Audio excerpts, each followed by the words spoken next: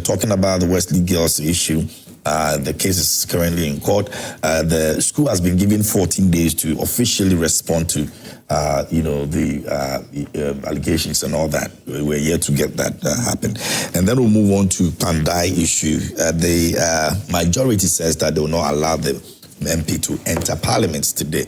Yesterday they had a sitting, and the second deputy speaker was supposed to have ruled on the issue, but the speaker came in and he wasn't around. They sent someone to tell them that he personally wants to sit on that issue, so the second deputy speaker should not make a comment on that yet, which he also respectfully obliged. And so yes, we'll be looking at that conversation this morning as well, so you can send your messages ahead of time.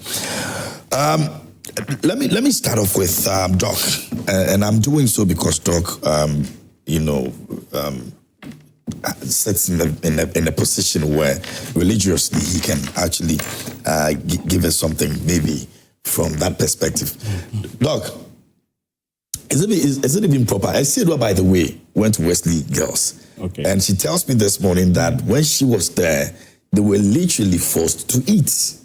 In fact, your seniors would make sure that you eat because they didn't want you falling sick or having any ulcers or anything of a sort. So eating in Wesley Girls is mandatory. And it's not based on religious grounds. She spoke on the health health angle. Yes. James, a very good morning to you. And this morning we have a very beautiful panel. Lawyer Kwame Jantua, my own senior from Adisada College, which is a faith-based school, Anglican. And the young man, Mettle Nunoo. I'd like to bring a very good morning to But you didn't ask him whether he went to a faith-based school. Winneba Secondary School. He didn't. Yes. Winneba is a public school. Yeah, it's a public school, yeah. I've done my digging about him. You'll be surprised what else I know. What he should have done was to tell Lawyer Jantua that there's no Flagstaff House. Then he would have given an apology. Then there's Jubilee House. What do you think? That would have saved you a lot of time. But anyway, and there's Jubilee House. Yes, there's Jubilee House. There's Flagstaff House. No, there's no Flagstaff House. So he could have just said that there's no Flagstaff House. There's a Flagstaff House still in Jubilee House, isn't there? Yeah, of course. So exactly. The advocate lawyer does not want to lose a case. KMJ. Yeah. I am really very concerned about what is happening in this country. And I just would like to read the first paragraph of the Ghana Catholic Bishops' Conference and the Christian Council of Ghana letter that was dated Tuesday, 25th of November, 2025. And this is the title: Statement on Christian Schools issued by the Ghana Catholic Bishops' Conference and the Christian Council of Ghana, Tuesday, 25th November, 2025. I'm just reading the first paragraph. The question of whether non-Christian students, particularly Muslims, should be allowed to fully practice their religion within Christian mission schools in Ghana has become one of the most sensitive and widely debated issues in our national educational landscape. As proprietors, we are often called upon to explain why we insist on maintaining the Christian identity, practices, and ethos of the schools we founded. Our position is not rooted in hostility towards other faiths, but in a mission that touches history, law, culture, educational philosophy, and the church's foundational role in Ghana. And this is just the first paragraph. The rest I can share with the public domain. Yeah. MJ, we live in a very pluralistic and secular community. And also, we are guided by the influence of the church and the influence of religion and the partnership that religion has with the state. Remembering very well that the foundation of education has come at the bedrock of religious institution, deciding that beyond the advocacy of the sharing of the gospel of Jesus Christ, or the propagating of Muhammad, peace be unto his name, through the mosque and even the setup of Islamic schools, is to ensure that strong value systems are built upon. I went to Adisado College. Many years ago, you would not have this conversation come up in the public domain. We are guided by events that are happening around the world. And of course, we are not blinded about a lot of our neighboring West African countries. And I distinguish very clearly between the very extreme stance of Islam vis-a-vis the understanding of Islam as we know it and how we have all lived coherently with the level of tolerance. I wish that this issue is not to be sent to the Supreme Court. I wish. I also wish that the Minister for Education puts a very strong stance on this, particularly to allow faith-based institutions to be enshrined with their faith and ensure that people that come to those schools, of course, the school is not a church, abide really by the rules that have been set. I'm tempted to believe that there is a certain narrative and a certain push of an agenda that subtly enough we will be able to see its roots maybe in the next 10, 15 or 20 years. And that is a worry for practitioners of the faith. That should be an increasing worry as well for the Muslims as well. I'm not sure how many Christians would go to a Muslim school and want to have their way when there is Islamic prayers being said. In fact, in this country, when President Ivan Zatamils was president, he would ask for prayers by everyone. All successive presidents have done so. Yeah. Nunoo Dankwa Akufo-Addo, John Ajekum Kufuor, Jerry John Rawlings, John Dramani Mahama. And so for me, to narrow it down and zero it in, where religion and faith is playing a critical role in the building of our educational sector, it's a huge concern. I wish, like we know, when you go to Rome, you do what the Romans do. Now conclude on this matter with this story. A story is told of a man who stole millions of dollars and was sentenced to 7 years imprisonment. After a year, his father wrote to him, and maybe let's call him Mr. A. His father wrote to his son and said, "It's the season for us to plant maize, and I wish you were here. But since you are not here, I don't know how I'm going to dig the ground and prepare the land for us to sow the maize." The son replied, and you are aware that prisoners' letters are read before it is sent to the one who sent it. And he wrote to his father and said, "Daddy, do not dig the land. For the money that I stole, I have planted it in the land." Now, when they read the letter, To dig his land. the next day, 500 people went to dig the land. Then he wrote back to his father and said, The work is done. "Daddy, the work is done." What do I mean? KMJ, we have work to do. We don't need to twist around it. We need to have a bigger picture in mind. And I'll tell you the fear of the Christians. The fear of the Christians is that we are afraid that this country will be Islamized.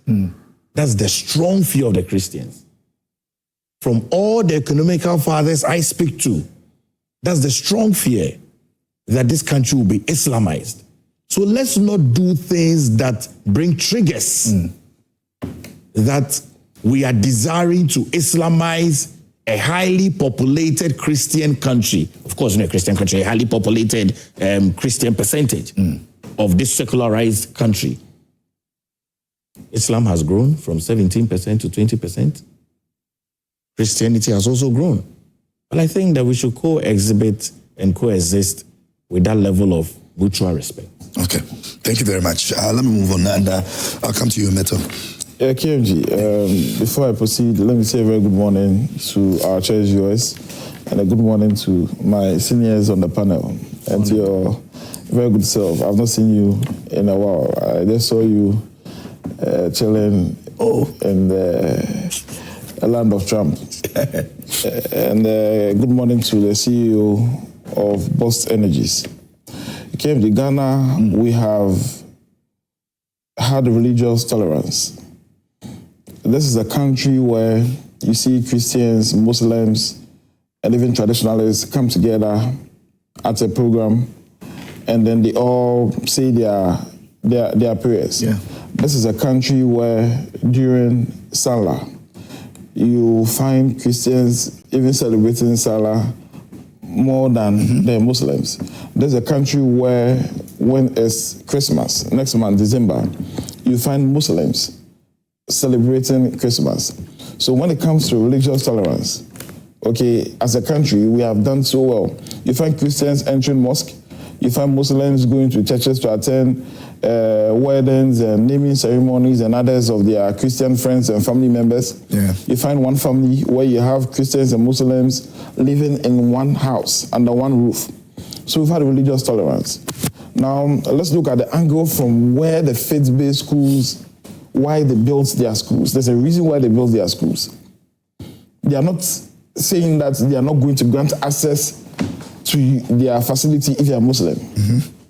They are not saying that they are not going to grant access to you if you are a traditionalist.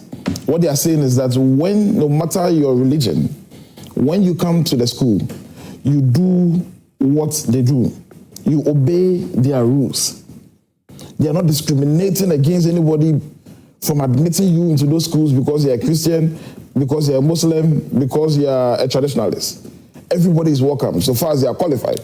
And so far as you would abide by the rules and regulations of the school, they are going to admit you into the school. So when you get there, you do what they do. We've all attended schools. We've attended faith-based schools, faith-based institutions and all that. And we see how they behave. I attended Winneba Secondary School. Winneba Secondary School is a public school. It's not a faith-based school. It wasn't constructed or built by any mission.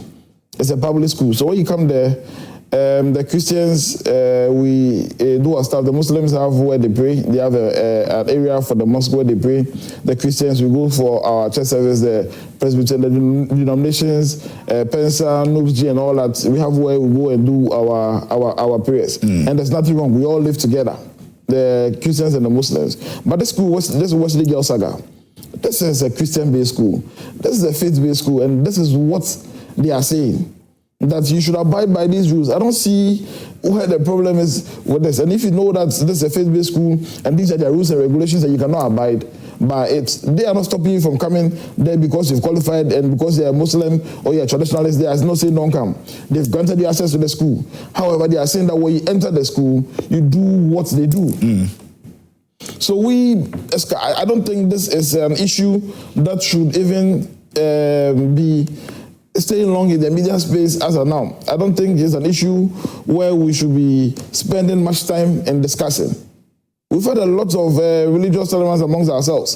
And if the government of the day, okay, want to control, I understand that faith-based schools operate within the states. And the state is governed by laws. The mother law of this country is the 1992 Constitution. The 1992 Constitution have got sections that guarantees rights of citizens to have access to education and then all that. We've not prohibited your right to access that educational facility. However, that facility, which is the faith-based school, is saying that when you come, you don't do fasting, you don't do this, you don't do this. This is what they do. You just abide by it. You stay in school for how many months? When you go home, you can continue. At most 2.5 years, you're going to spend at the secondary school. And you finish and you go home and you can continue. I've seen people, okay? My youngest brother attended Corpus Christi. And I remember at the time, where I'm a Presbyterian. Okay. So we are all Presbyterians. I remember at the time where they had to call the parents because when they go for their service, the rosary and the prayers. He said, he and a couple of friends, they said they were not going to say those prayers. So they had to call them. The Roman sister, the headmaster, they had to invite the parents. And then they went to the school. One went to like, hey, this is what the rules of the school. So you have so you have to do it. Okay. And then we pleaded. They went through the school system. They're still Presbyterians. They're not Catholics. Mm-hmm. They went through. At that point, that is where they were. And they were in their facility. So you abide by their rules and regulations. And it was their best students ever. The best students ever that they produced. Now, these same people, that's the point in time that wanted to dismiss him from the school because he was not going by the rules and regulations, doing the prayers and then abiding by some of their things. These same people came to the house now to come and congratulate him and then thank him for staying and then all that. At the end of the day, he finished his secondary school education. He got the discipline that he needed to get from the school. He got his grades. He's still a Presbyterian. So I don't see why we are spending much time discussing this issue. Wesley Girls is saying that these are their rules and regulations.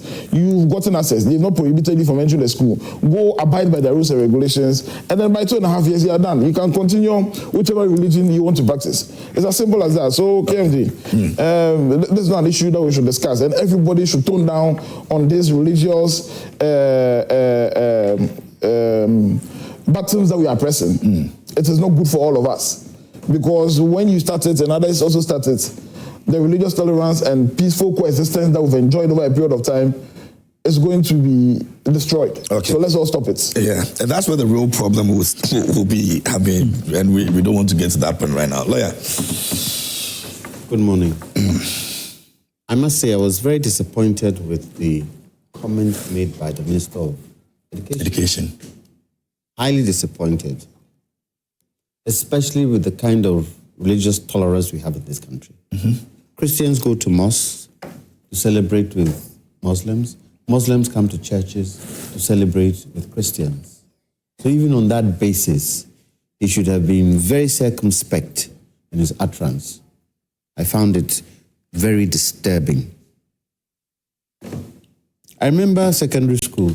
I chose in Fanspen, Agri Memorial. And then a third school. Advancement is what? Methodist. Huh? When I went to show my father the common entrance, choosing this thing, cancelled, I decided first choice. Cancelled, I decided second choice. Cancelled, I decided third choice. He gave me 2 reasons. I asked him, Daddy, why? 2 reasons. He said, 1, I'm an Anglican. Mm-hmm. 2, I'm an old boy by the side of college. And my son should follow me. Whoa.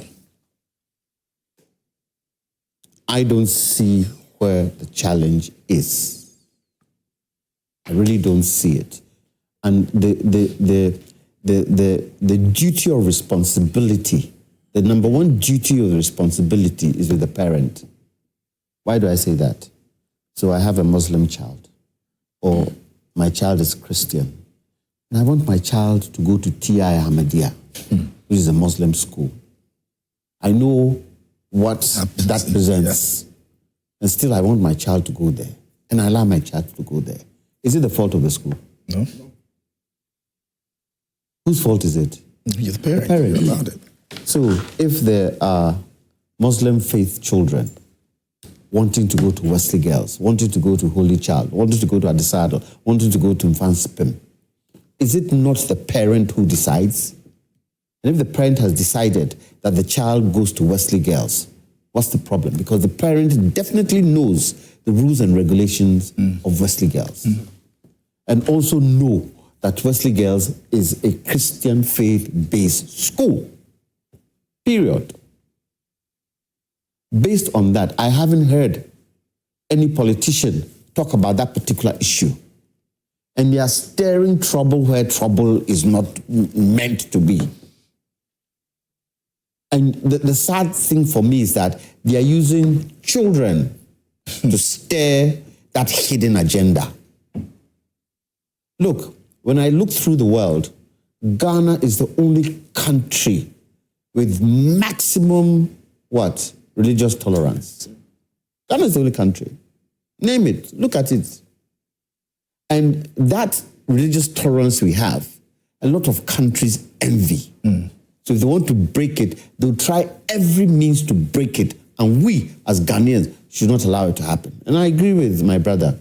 It isn't something we should come and sit on the media and talk about. Ideally, what should have happened was that, hey, this is a challenge, and it should go to Parliament. Parliament should be the first people to even comment and say, this is a challenge. Let's look at it holistically for all our schools and see whether there is some breach there that we can straighten or some laws that we can put in so that things are harmonized. Not this kind of banter we are having. Are the Muslims different from the Christians? Are the Christians different from the Muslims? Are they not all Ghanaians? In my home, we have Muslims. In my home, part of my family is Asante Nkremo. Part of my family, and they are recognized in the family. My grandfather, his antecedents is from Mali. Like Mali of Niger, grandfather. So there are some members of my family who are tall, very tall. Nkrumah was one of them. Very tall.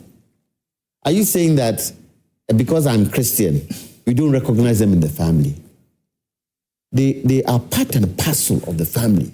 When my father died, they all came. They all came as Muslims. The whole Asante Nkrumah family, they were all sitting there with us. So what's the problem? For me, why should we use children as a bait for certain agendas? Nobody can tell me there's no agenda in this thing. Nobody can tell me. And this is where... Does the person seek to benefit? Or whoever that is behind. Exactly what... The collapse exactly what you call it said. Go to the UK today. Go to the UK today. Unfortunately, the bastions of Christianity, they have let loose. They've sold all their churches, they've turned it into pubs and all that kind of thing. And it is something that happens in the world every time. There are elements who want to feel better religiously than others. And it's been fought for years. It's not today. Go to America. They fight it. The Muslims fighting the Christians, Christians fighting the Muslims. But the thing in Ghana is that we all believe in one God. We all believe we worship a God. And we all believe we can do it together. There are much more important things to talk about than this. Because this particular situation can be handled. And for me, Palgrave said he wished he didn't go to the Supreme Court. Yes, I also wish he didn't go to the Supreme Court because this can be handled out of court. Out of court. I hope and pray it is not affecting the students in Wesley Girls. For me, that's the most important thing. I hope and pray. And if we're going to find a balance, it's not a question of stopping Muslims to pray. Let's see how we can allow that to happen. There are some schools here, Aquinas. They give chance to Muslims there to pray. If that is the case, let's give chance to Muslims who are in Wesley Girls or in any other school to also exercise their prayer. But then, let me ask the question. We start classes at what time? 8 o'clock. How many times do Muslims pray in a day? So if they have to pray, say about 12 o'clock, and classes are still ongoing, do they excuse themselves to go and pray and come back? Will they not lose lessons? Will they not? So let's handle this as a country and stop this individual inserts. And they've done this and they've done it, and it's because of it. Let's stop all that. Okay. Because really and truly, the responsibility of a child going to a particular school lies with the parent and not the government. Very well, thank you. We'll move on to our next topic, but you can also send your messages to us, and you can do so on our WhatsApp line, and we'll be reading all your messages very soon. Once again, I'm reminding you that there's something special coming with Joy FM, making sure that we all have an exciting time this Christmas season. All you have to do is to be a part of it. December will definitely be exciting on Joy, and a very unforgettable one. Make sure you start off with us with light lessons and carols. It's happening on the 13th of December. It's going to be a soul-stirring night of worship, harmony, and joy. Come sing your heart out. And also Joy Family Party in the Park. It will be happening 26th December at the Abri Gardens. Bring the kids, the cousins, the neighbors.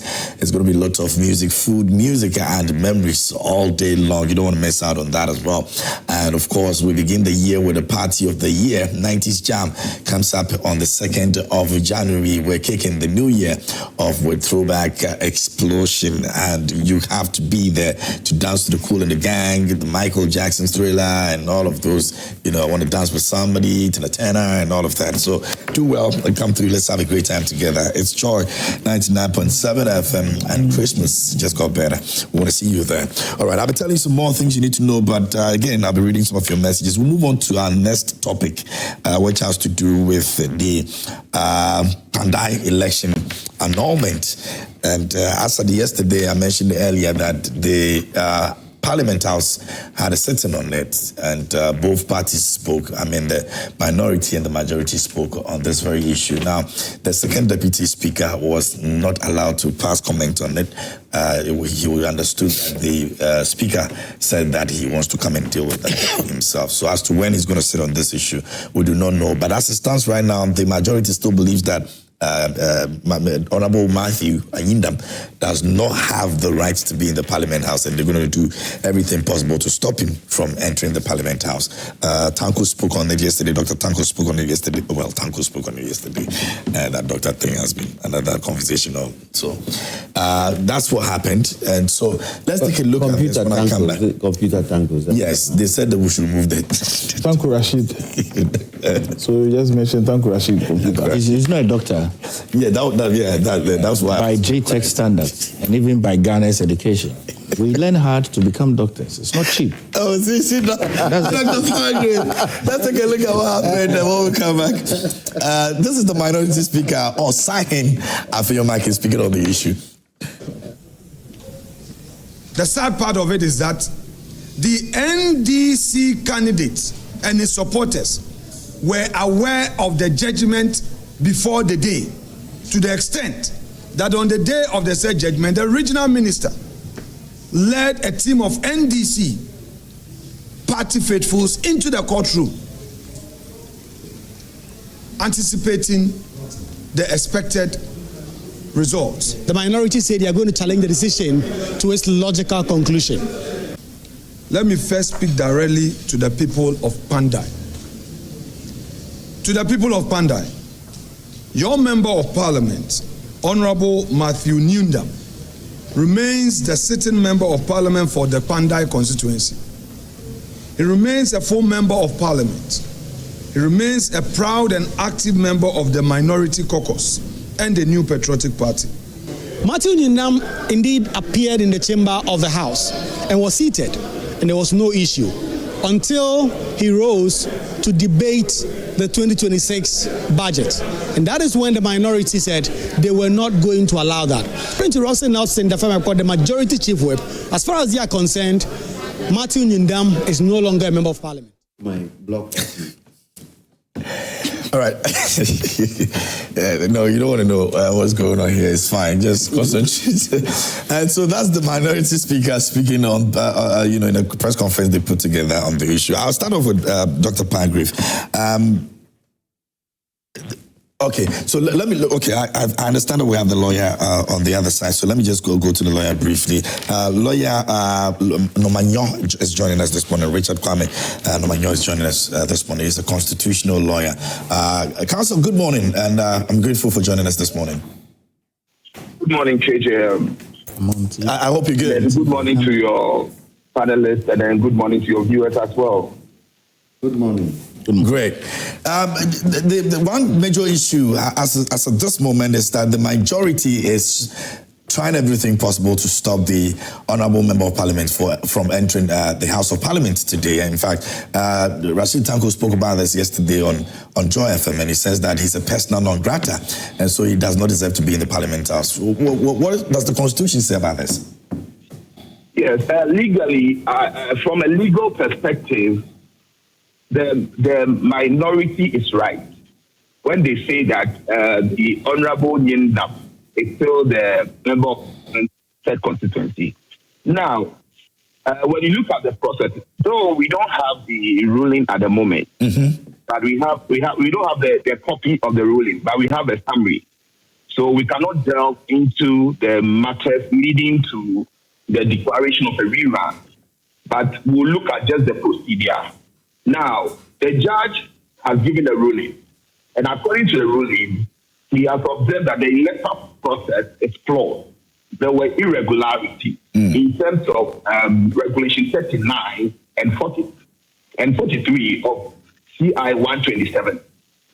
So on this basis, he has annulled the result. Now, the minority, the MPP, they have proceeded to appeal against the decision. And they have also proceeded to file a stay.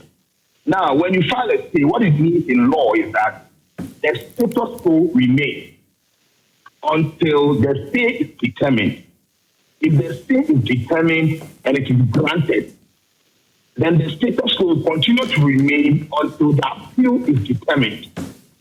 That is the position of the law. So long as we have a stay pending yet to be heard and determined, the Honourable Jnr will continue to be the MP.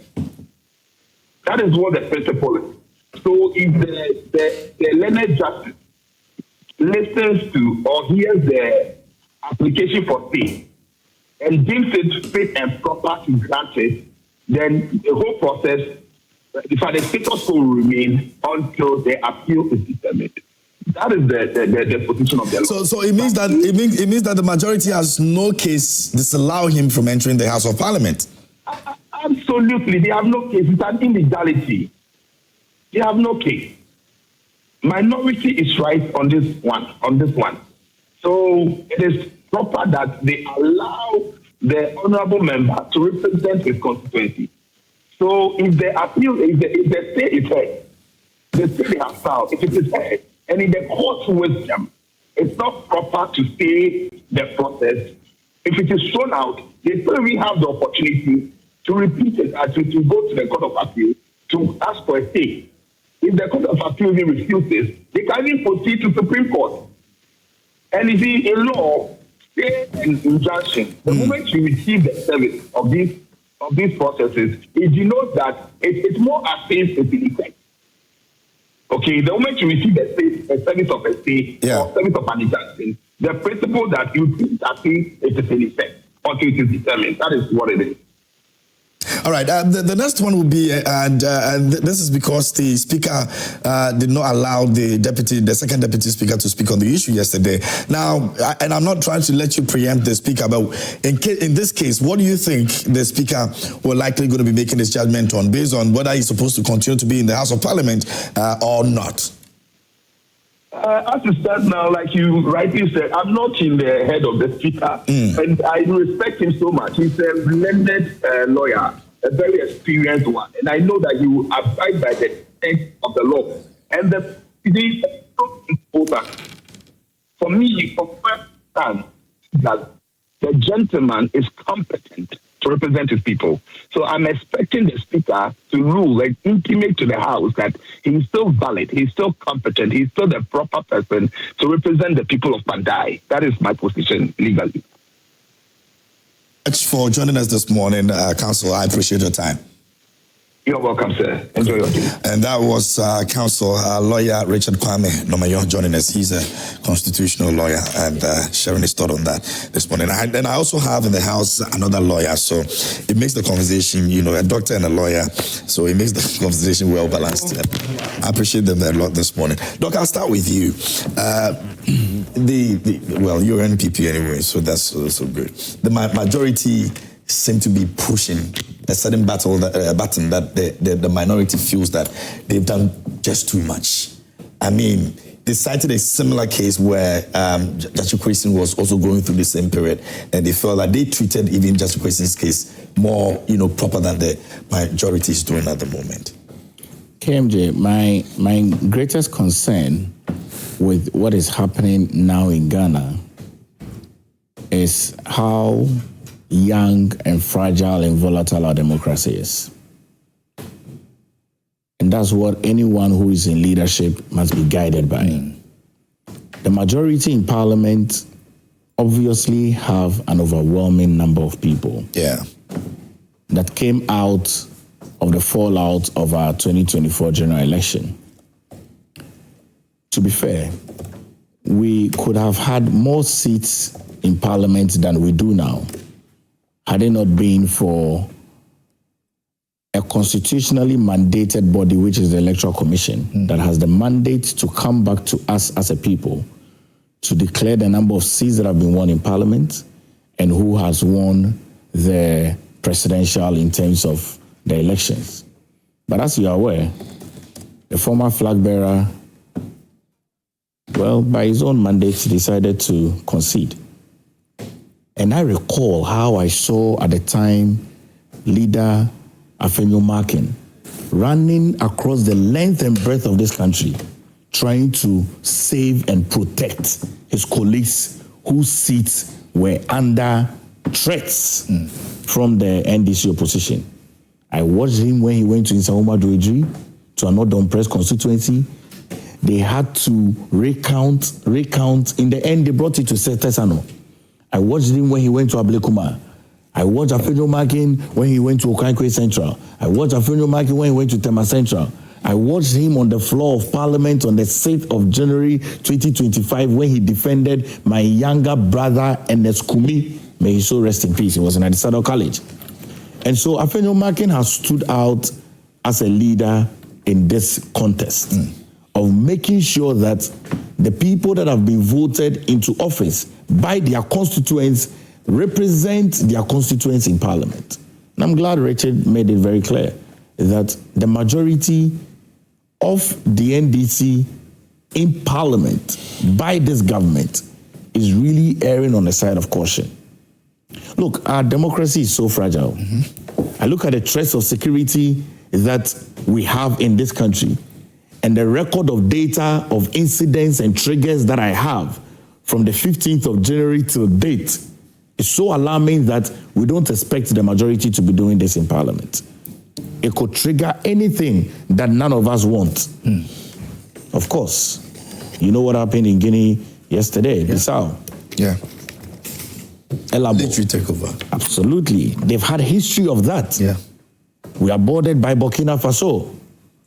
The president, John Dramani Mahama, said he's going to give us a substantive minister for defense after the festive season. Is he minded about what is happening within the sub-region of West Africa? The threats of that? The threats of terrorism? Is he minded that the Russian spy ship was on the waters of the UK this week? A lot is happening within the security architecture. And so the least we would want is to temper with the democracy that we have by statements from the majority side. But this is not an issue. Of course, they said there's going to be an election on the 24th of December. But we have gone for an appeal.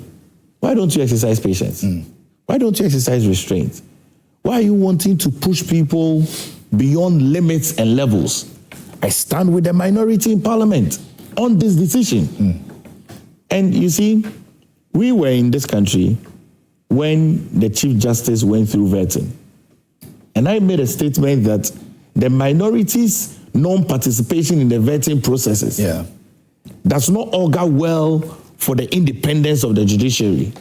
I thought that the chair of that appointment committee would have waited for the minority to be at peace to sit through that vetting. You saw what happened. The Chief Justice has been sworn in. Now, do you see the judgment that has come from the court in Tamale regarding this panda issue? If somebody is guided to state that the judiciary is going a certain line, where would you go for neutrality? And so the majority must be guided. The President, John Dramani Mahama, must be guided, which is why I'm glad that the Speaker of Parliament said he will sit on this issue. Yeah. We would wait for his wisdom. He's an experienced lawyer. He's an experienced parliamentarian. And we will wait that he provides some sanity within the space. Okay, very well. Thank you very much, Doc. Mettle. Yeah, KMJ. You see, when you listen to the minority leaders' press conference, he says that they do not care even if what they are doing is going to be contempt of court. Do you know why he said that? Currently, as it stands now, there's a judgment by a competent court of jurisdiction. When you and I have issues, the only way we go for redress is the courts, the judiciary. Yeah. So there's a judgment, and that judgment stands as of now. The NPP have also taken legal steps to set aside the judgment, and that is within their domain. Where they have filed a notice of appeal, they can stay execution. But the fact that you file a notice of appeal does not automatically grant a stay of execution. There are several factors that the courts are going to consider. You consider the current position of the person. And you also look at the event that the appeal goes through. Whether you can reinstate the person to the current position. Well, what do I mean by that? So there's a current member of parliament, Honorable, what's his name? Honorable Matthew, who is a member of parliament, so elected on the 7th of December 2024, sworn into parliament almost 1 year into office. There's a court ruling that the elections held in Pandai constituency should be annulled and rerun within 30 days. All right. When you execute the judgment, which means that he's not going to be a member of parliament again. He's going to sit at home. And there's going to be a rerun of the election. So when the appeal case is heard and it's concluded and it goes through and it says that he won the appeal, would you be able to reinstate him back? So these are factors that the courts look at before they determine whether they will allow a stay of execution and then all that. So if you look at the J.H. Kweson's case, you realize that because he was appealing the matter, despite all the issues that he was allowed to, there was a ruling from the courts finally. And currently there's a ruling from the court. So it's within anybody or the people who are saying that he cannot hold himself as a member of parliament. It's within their domain right now. You get it? Because there's a ruling. As it stands now, the court says that you are not a member of parliament. The election results has been annulled. Going contrary to the law. Has been annulled. So, and the lawyer you interviewed, when you listen to him, he said there's a notice of appeal that has been filed. But it still has to be. There's an appeal that has been filed. So when the case is heard, the case has not been heard. The appeal has not been heard. The current judgment as it stands now is that the election results have been annulled. So if we want to protect our democracy, the democracy that we are building, the democracy that we've enjoyed since the Fourth Republic, and we want to protect the democracy, we must respect the institutions that helps us to enforce the democracy. Which institutions am I talking about? The judiciary, parliament, the executive. You cannot say that you want to protect the democracy when you are enforcing a legally mandated function of an organ of government, and you say that is a threat to our democracy. How can enforcing a legal stance that is enshrined within our laws, how can enforcing that be a threat to our democracy? When you and I fight, when you and I disagree, when the organs of government, they disagree, the only place you go to is the courts. And the case, I like the step that the legal team of the NPP have taken. The court is going to look at so many things to take a decision on whether they are going to grant a stay or not. So for anybody to say that what is happening now and not allowing him to come to parliament and all these things is a threat to our democracy, I don't agree with anybody. So the majority still stands on that they won't allow him to come to the majority stands on the fact that they won't allow him to come to parliament. And I'm asking you, KMG, you're a journalist, seasoned journalist, one of the best we have in Ghana. Is there any other ruling as of now What's the current stance? The stance is that the court has ruled that the election results from Pandai constituency 2024 has been annulled. That's what it stands now. Yes, we know that they have filed an appeal. Yeah. Has the appeal been heard? No. So as it stands now, that's the grounds the majority is using. So see, the majority, we are very law-abiding. The NDC majority, we are very law-abiding. If today, a court in Ghana, a competent court of jurisdiction, hears the appeal and says that we should stay execution, but they are going to hear the appeal, the NDC government or the NDC majority is not going to say that Honorable Matthew shouldn't come to Parliament. We are very law-abiding. But as it stands now, the reason why we are saying that he cannot come to Parliament, this is the judgment that has come from the current competent court of jurisdiction. No other judgment has come up. There's no stay of execution. There's no appeal that is being heard right now. And the lawyer said it clear. So I don't get the point where he's saying that. But he still insists that he's supposed to be allowed to go to. But he also said that he said two things. He said that he should be allowed to go to Parliament. One, two. He says that when the appeal is heard, and the appeal has not been heard. So I don't understand why there's a current judgment and you're saying that you should still allowed to go to Parliament. You know what we mean? You know what that means if we still allow him to go to Parliament? That means that you are disobeying orders of the court. You are disobeying orders of the court, and is that what we want for our democracy? Where the court at this point in our democracy can give orders and we disobey? That is rather a threat to our democracy, which means that people will take the law into their own hands. They will not believe anything that comes from the court. And even when the court gives a judgment on an issue, they believe that people will not even abide by it. And when they don't abide by it, it's contempt of court. We will see what the court will do about that. But as it stands now, this is the ruling. So then this majority, they are very much in place for saying that they shouldn't come to Parliament. Until the stay of execution is heard and the appeal is heard, he's not a member of Parliament. This is the current ruling. And when anything contrary comes to that, we, the NDC majority, we are going to abide by it. We have an overwhelming majority. Does the majority have any letter from the court or in that process or the speaker in that process to disallow him from coming to the House of Parliament? Well, the Parliament has procedures. When such issues have been, the speaker must rule on it. As the way he wanted to do that yesterday. Yeah, the second deputy wanted to do that yesterday. It's not been ruled yet. So that is what will be officially communicated to the majority. So if they are able to get their stay of execution fast and the notices of the appeal case, they start hearing it in the court. But it's not likely. You see, when it's not likely for the court to take a decision for him to not to come to Parliament, because you consider the fact that the position of the person now, and whether when the appeal goes through, when you hear the appeal, whether you can reinstate the person. If you tell him to sit down now, step aside, and the appeal goes through after like a year or like 6 months, you see, he has lost lots of things. By that time, Electoral Commissioner had also conducted elections, maybe he still wins or he doesn't win, and the NDC candidate also wins. So the court is going to look at all these circumstances and then take a decision on it. Okay. As it stands now, for anybody to say that what the majority is doing is unheard of, what the majority is doing is a threat to our democracy, is neither here nor there. Okay. We are just abiding to the decision of the courts. Let me seek some counsel from lawyer. Lawyer, where do we stand? You see, where my brother is not looking at is the fact that, and I'm going to try as much as possible to define it. Okay. There's a stay of execution. That's what it is. There's a stay of execution. What does that mean? It means that enforcement of the judgment or decision is paused pending an appeal.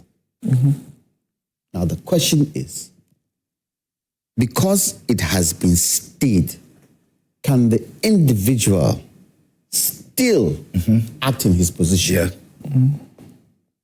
The individual can still act in his position because the enforcement that was put on him is stayed. What the majority should then do is to go back to the court and find out whether there are terms connected to the stay that he cannot act in that position. And let the court tell you whether he can or not, whether there are terms with the stay of execution. Now, I've looked through the Constitution, trying to find out whether a parliamentarian cannot be a parliamentarian because of such a situation. There's nowhere in the Constitution that states this particular issue. Okay. Who declares a seat vacant? Speaker. Speaker. Yeah. Has the seat been declared vacant? No, not yet. The MP, does he have responsibilities? He does. The constituents. His constituents. And not until that seat has what? Has been declared vacant, he still has a responsibility to his constituents. Especially when there's a stay of execution. If it so happened that there was no stay of execution, then that argument could be made. Now, for me, I think what the NPP should do, and I was very saddened by the comments of the minority leader in terms of the way he suggested things about the court. He's a lawyer. Yeah. If it was any ordinary man, I would, Because what are you doing? You are helping others to respect the decision of a court. As a practitioner, you are helping others. So if something like that happens and you go and stand on a soapbox and start screaming about the court, does it not reduce the confidence in the court by the people? So I didn't really expect And him. he made very straight points. I didn't expect him to make the comments he made at his press conference. I didn't expect him to do that. So the speaker, and I'm glad the speaker indicated that he wants to sit on this thing on his own. But I think what the MPP should do, 30 days, forget all this wahala. Forget it. Go back into the constituency, start campaigning today.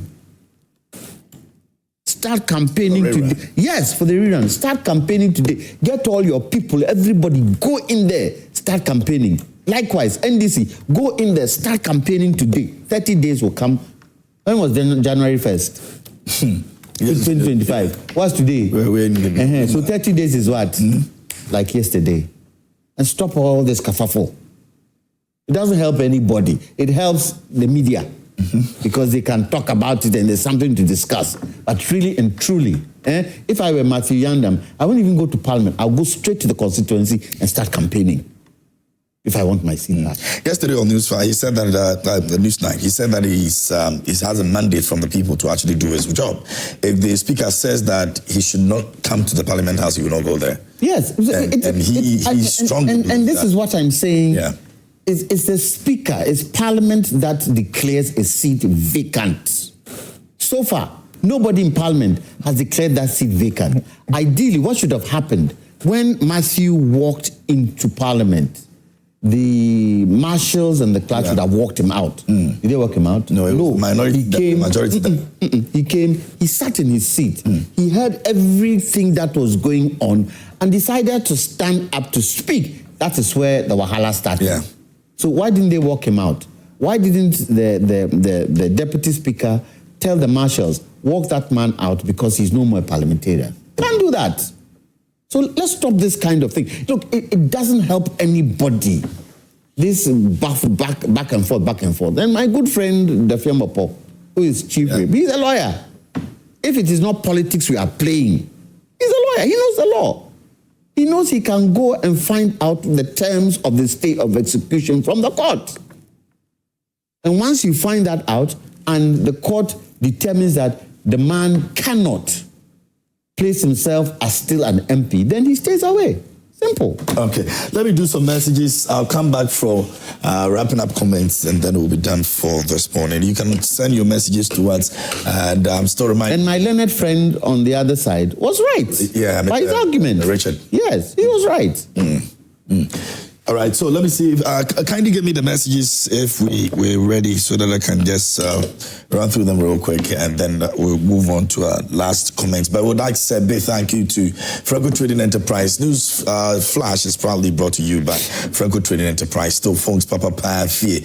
And you can get your phones, you can get your microwaves, you can get your blenders, your televisions, your CCTV cameras, all of them when you go to Franco Trading Enterprise. You can get them there. Now, the good thing is this, we're giving a 40% discount this Christmas season. Well, it is going to end tomorrow. So please do well and walk into our branches today and grab yourself some very nice, television or blender or microwave or anything that you need, especially your phones as well. Phones are accessories. You can also get them from us. We're giving 40% discount.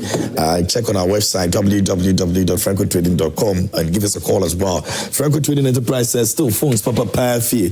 Let me see how many messages we can do this morning before we wrap it all up.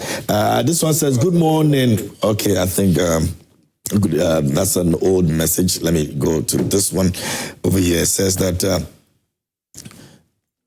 okay, this one is from, hi, he said, okay, you are all looking good as always. I'm Yima, all the way from Gambia. Okay, my name is KMJ, by the way.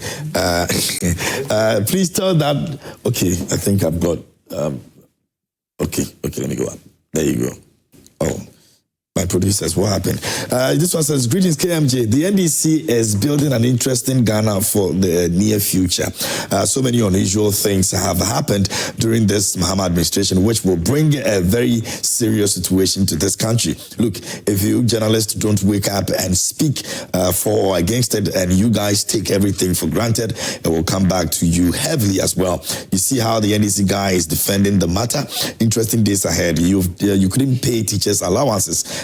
Due them, go and pay them and stop this Rambo-style governance. Nana and Aguna Sredru. You're talking about Mettle Nunoo. Okay. Akosi Gariba says, all the way from Tamale, says, good morning, KMJ. I personally think Muslims, girls should stop attending Wesley Girls School and go to schools where their faith is being respected. As a country, we spend much time discussing things that are unproductive and show off power, and it doesn't help anybody. Once again, I advise my Muslim sisters to stop attending Wesley Girls Senior High School. However, may I know whether the Ablekuma North rerun was done in all the polling stations or sections of the polling stations at Ablekuma North constituency. President Mahama should rather put his energy to pay the teachers the allowances he couldn't pay in September and in November this year. All right, let me go to this one over here. It says, good morning. If you have to do what the Romans do because you met them there, I asked Matter to educate the Constitution and that religious laws at Wesley Girls, which is older. Do Roman religious practice and practice by all natural religion, which is abandoned by most Christian? Have you seen the Roman sisters with you, how they dress? That is religion. Do haircut has anything to do with school rules? What did we see in one of the schools in Accra concerning the Rasta boy? Has the court decided on it? That was even how much more religion? The phobia that the Ghana will be Islamist should not be the case, as that will be stopped if it's really an intention.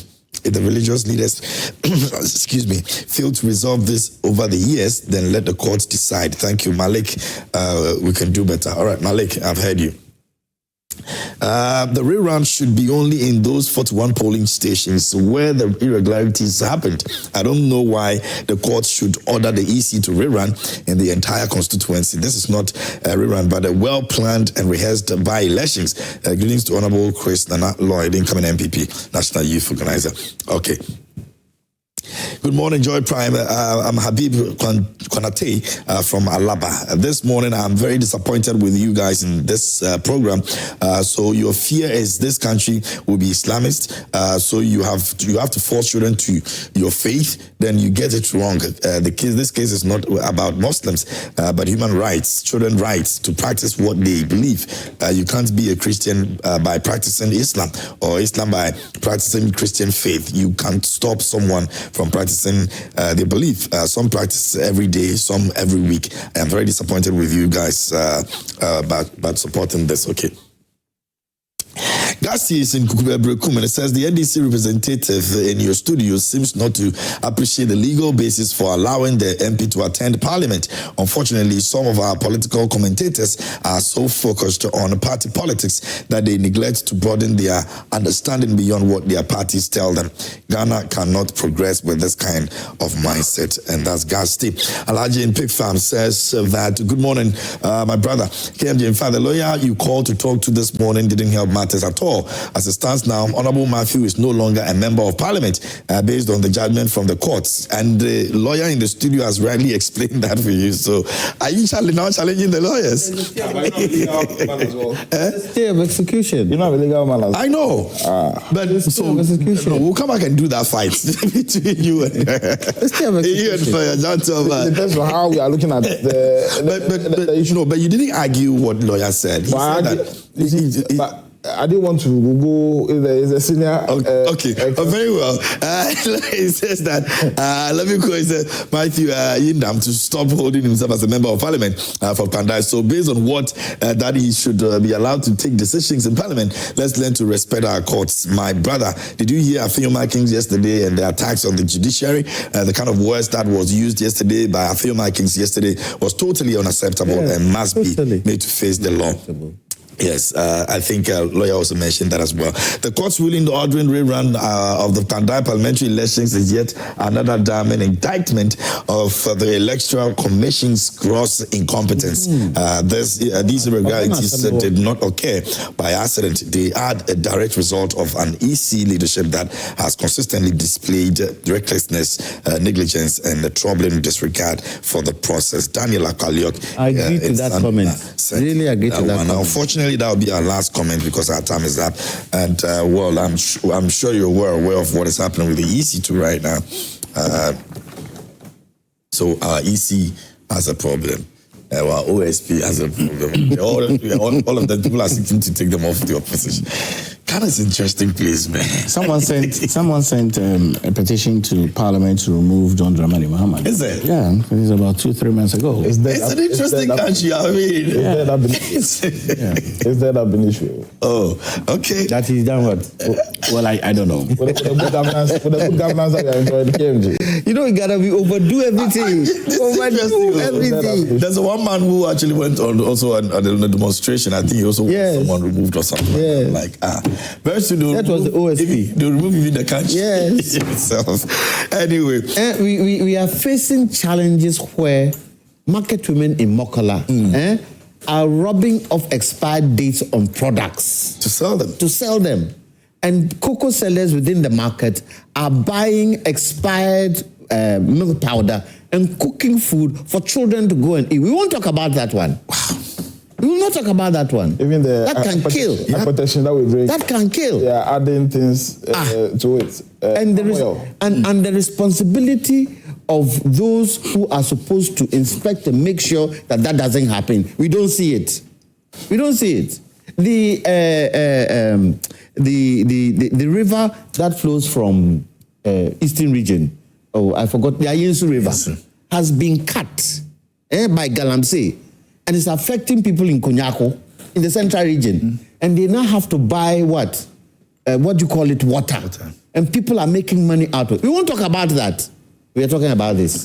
That's my area, though. Konyako, Jojo, and all those places. And you see, this is where it's gradually going to seep into other parts of the country. A few years ago, 2017, we did say, if we don't take a Ghana, we'll be buying water. Is it not happening? What are we doing about it? Anyway, that's our time for this morning. And these days, when you even open your tap and it's not flowing, you're either worried or you're also worried about the fact that when it even starts flowing, what is going to come out of it? Water is life. Do 1 minute for me quickly and then we'll go. 1 minute. Oh, no, please. Do it quick for me, please. My time is up. Yeah, KMJ, I'd like to greet the managing director for Boss Energies, Afechi Awuno. He lost his mom. Yes. So I'd like to express my heartfelt condolences to him and his entire family. He should stay strong and keep up the good works that just tell people that you are working for boss. Keep up the good works that he's doing. One of the best managing directors and appointees of His Excellency John Dramani Mahama. He's doing a marvelous job at Boss. And I think the Energy Awards he has been nominated for different categories. Okay. We are looking for that he wins the Energy Personality. Yeah, I'll pray for him that he wins as well. I don't decide. Well, so a special greetings from the Honorable Kennedy Japan. We're still on our tour. He's in Western region. Very connected. We've done 12 regions so far. We've done 157 constituencies out of 276. And we are very definite that we are winning this election. And today is Honorable Brandy Champion's birthday. And so, Senior, happy birthday. So for Ken, the job day grounds. Absolutely. It's not the post. No, job day grounds. Okay.